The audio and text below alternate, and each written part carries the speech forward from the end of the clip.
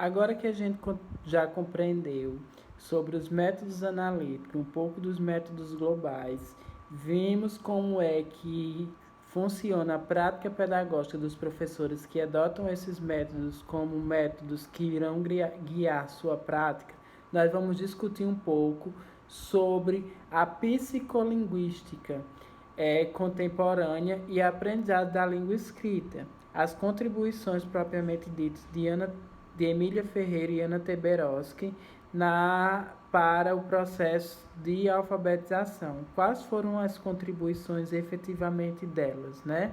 Primeiro, elas trazem também uma mudança como a forma de compreender os processos de aquisição da língua oral na criança. Elas trazem uma nova visão de compreender, não é mais uma visão mecânica que aqueles métodos apresentados na aula anterior traziam, uma visão de codificação e decodificação das palavras.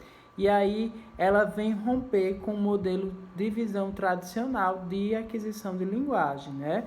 Elas rompem essa visão, né?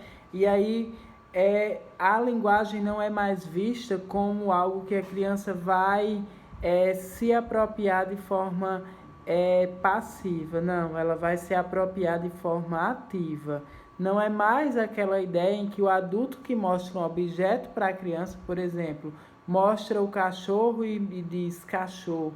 E a criança, por repetição, ela vai reproduzir. A ideia não é mais essa. Elas quebram com essa visão, com essa concepção, e aí elas trazem uma visão de que a criança, ela agora vai procurar ativamente compreender a natureza da linguagem, que sua fala e a sua fala à sua volta, o mundo à sua volta. Ela vai criar hipóteses, buscar regularidades, colocar à prova suas antecipações e criar sua própria gramática. Não é mais uma cópia do adulto, não é mais reproduzir o que o adulto está ensinando. É uma criação original da própria criança. E aí a criança vai reconstruir para si a linguagem. Ela agora é reconstrutora e construtora da linguagem. E aí, por isso que muitas vezes a gente percebe que a criança ela vai buscar na língua uma regularidade e uma coerência. Como que é isso, Jeová? É assim, aquela ideia de que a gente pensa que a criança está falando errado. Então, a criança ela não está falando errado. Ela simplesmente busca uma regularidade. A criança ela pensa, quando ela está falando errado, que aquela forma de conjugar o verbo é a forma correta. Por exemplo, muitas vezes ela diz eu ponhei, ao invés de ter dito eu pus. Então, essas visões de erros para as construções e as contribuições de Emília Ferreira e Ana Teberoski são considerados como erros construtivos. São erros que farão com que futuramente as crianças elas cheguem à construção da língua por si própria. Então, as respostas elas são separadas do que comumente compreendemos como corretas. A gente que sabe que a criança não está falando de forma correta, mas para ela, e por um período de tempo, ela acha que aquilo que ela está falando é correto. E a gente, enquanto professor, às vezes, enquanto pai ou mãe, a gente tem a mania de querer corrigir a criança. Mal sabe a gente que ela está no processo de construção da linguagem por ela própria.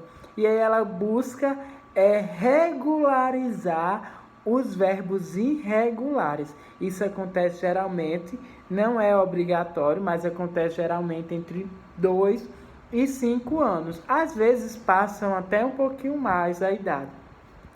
E aí vai variar também de acordo com a classe econômica que a criança está inserida. Então, assim, gente, ao chegar na escola, a criança tem um conhecimento já sobre a língua materna. Ela já teve acesso em casa, assistindo vídeos, assistindo filmes, assistindo desenho. E ela tem um saber linguístico que utiliza sem saber, conscientemente. Ela utiliza esse saber linguístico nos seus atos de comunicação cotidiana. E a gente, professor, tem que aproveitar esse conhecimento da criança e fazer com que ela avance.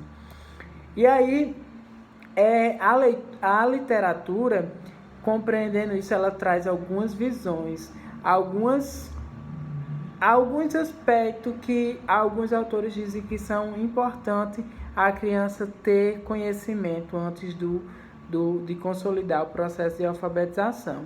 Há pesquisadores que não concordam que as crianças elas precisam ter alguns pré-requisitos ou alguns requisitos mínimos, outros já dizem que sim, elas precisam.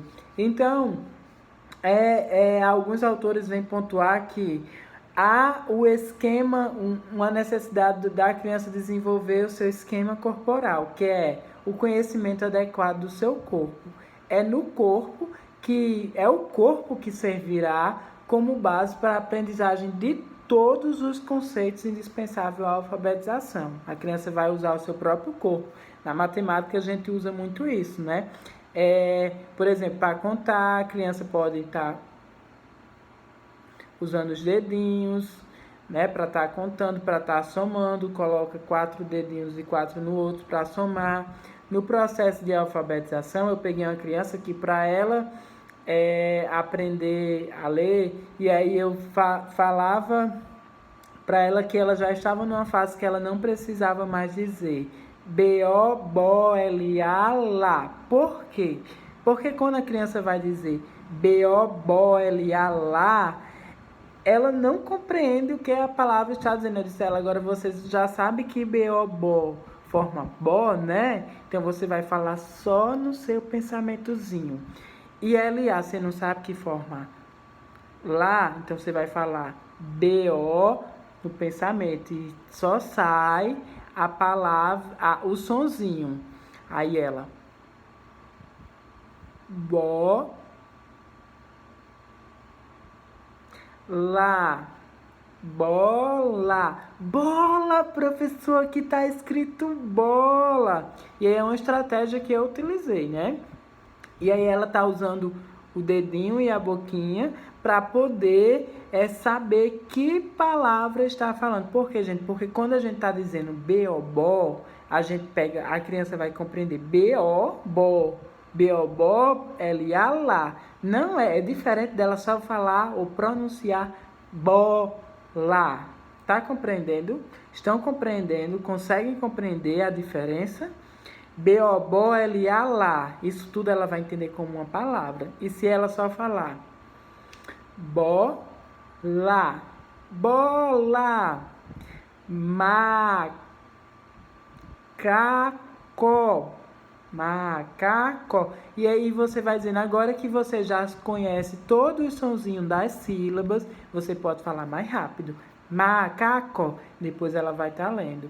E aí, se você tiver uma abordagem mais sintética, você vai trabalhando primeiro palavras monossílabas, depois palavras de sílaba, trissílaba, polissílaba e sílabas, palavras com sílabas complexas ou palavras complexas, certo?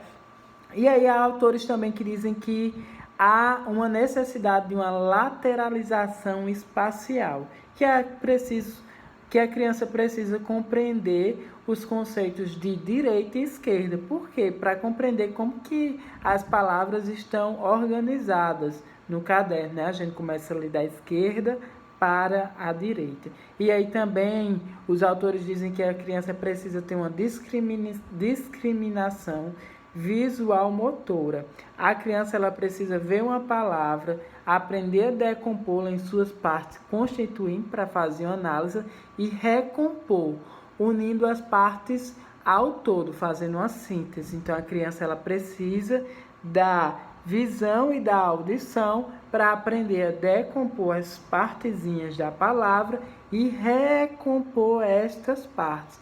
Outros já dizem também que as crianças elas precisam ter uma coordenação visomotora. Por quê? Porque vai implicar na compreensão integral entre a visão e o movimento do corpo, né? A criança vai começar a fazer a relação entre sua visão e o seu movimento do corpo e começar a desenvolver a psicomotricidade, a motricidade ou a motricidade, sim, no que diz respeito da escrita.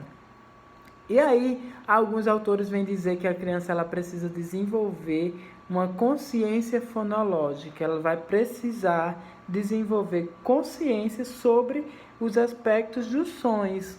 E aí, Anna Teberoska e Emília Ferreira, elas consideram esses aspectos como aspectos que alguns pesquisadores acham importantes, mas para elas isso não é o válido. Para elas a criança não precisa ter a consciência fonológica, a criança não precisa desenvolver estes pré-requisitos antes de iniciar. Por quê? Porque a criança ela vai compreendendo aos poucos e vai construindo as suas próprias hipóteses.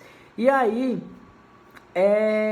sobre as hipóteses que as crianças vão compreender, primeiro o estágio de desenvolvimento da escrita é o estágio que a gente compreende como a etapa de garatuja. Geralmente vai de 1 a 4 anos. É quando a criança começa a fazer uma autoexpressão gráfica. Ela começa a rabiscar. E aí ela pode ou não dizer que aquilo é, por exemplo, um dente. Ou fazer um desenho de um dente e dizer que é um dente. Desenhar uma boneca e dizer que aqui é uma boneca. Elas vão fazer essa representação gráfica, uma expressão gráfica. E aí as garatujas elas podem ser desordenadas, ser traços de qualquer forma, e aí elas podem dizer que é uma palavra ou dizer que é um desenho. Então, nas garatujas desordenadas, isso é a primeira fasezinha. A criança começa a desenvolver as garatujas, que podem ser círculozinhos, podem ser tracejadozinhos. Então, não há consciência da relação traço-gesto. A criança ela não tem noção do que fazer. O prazer está em explorar o material, riscar o chão, portas, o próprio corpo e brinquedo. Ela só risca, e isso é importante que ela faça para que ela crie desenvolva a motricidade fina, a coordenação motora fina. E aí, inicialmente, ela faz o uso de figuras abertas. Todo o corpo acompanha o movimento dela. Por exemplo, ela vai desenhar uma bola, então ela faz o movimento da bola. Ela usa risco na vertical, na horizontal, marcando o espaço, ela vai e vem. Então, ela não usa pulsos nem dedo, apenas para controlar o lápis. Ela vai só riscando. É a primeira etapa da garatuja. E é muito importante para ela começar a ter esse contato com a escrita. A segunda etapa da fase da garatuja são as garatujas ordenadas, aí é por volta dos 2 anos, ordenada. Então, a criança ela já descobre a relação entre traço e gesto, passando a olhar mais para o que faz. Na primeira etapa da garatuja, ela não olhava, ela só riscava. Agora, ela já presta atenção no que ela está fazendo. Inicialmente, ela controla o tamanho, da forma e a localização do desenho no papel. Então, ela já tem uma preocupação espacial. Então, ela inicia o fechamento de suas figuras por meio de formas circulares ou espirais. Elas gostam muito de desenhar isso. E aí, a partir dos 3 anos, ela começa a segurar o lápis como um adulto segura, né? E passa a copiar mais intencionalmente um círculo. Mas ela não faz um quadrado. Geralmente, o círculo ela tem a facilidade de fazer. E aí, a terceira etapa das fases das garatujas são as garatujas nomeadas. Que é garatujas nomeadas, isso acontece lá por volta dos 3 anos. Ocorre a passagem do pensamento sinestésico motor ao imagético, a imagem do desenho. E aí ela vai representar intencionalmente um objeto concreto através de uma imagem gráfica. Então, é a partir desse momento, ainda na fase da garatuja, finalzinho da garatuja, elas começam a fazer bolinhas e diz formiga. E para ela escreveu formiga. Embora amanhã ela não lembre o que ela escreveu, mas naquele momento, para ela, aquelas garatujazinhas, aqueles círculozinhos que ela fez, aqueles tracejados, para ela escreveu formiga. E aí nessa etapa ela vai distribuir melhor o traçado no papel. E descreve verbalmente o que faz. Às vezes até ela pronuncia, às vezes mamãe não veio para casa, escreveu lá e para ela aquilo está escrito. E aí, gente, eu posso considerar que é errado? Não, é uma hipótese que a criança está. E aí ela vai utilizar movimentos circulados associados a movimentos verticados. E aí isso aí vai fazendo com que a criança passe a dar formas a uma figura humana. Ela começa a prestar atenção nos primeiros desenhos, nos primeiros detalhes, e aí ela já começa a fazer desenhos de adultos. E aí a gente vai no próximo vídeo para as próximas etapas, porque o vídeo já está com 16 minutos, e aí eu preciso salvar e enviar para o YouTube, e eu não consigo enviar com um vídeo muito grande. Então nós vamos para as próximas etapas. Saindo da fase das garatujas, o primeiro nível que a criança chega é o nível silábico, depois ela vai para o nível pré-silábico, depois para o silábico alfabético e por fim no alfabético. E aí o alfabético a gente vai permanecer até o fim da nossa vida, porque a gente está em constante processo de alfabetização. Então, na próxima aula, nós vamos compreender como são os níveis de hipótese que as crianças têm. A gente aprendeu primeiro nível que a criança está, que é o nível das garatujas, dos desenhos.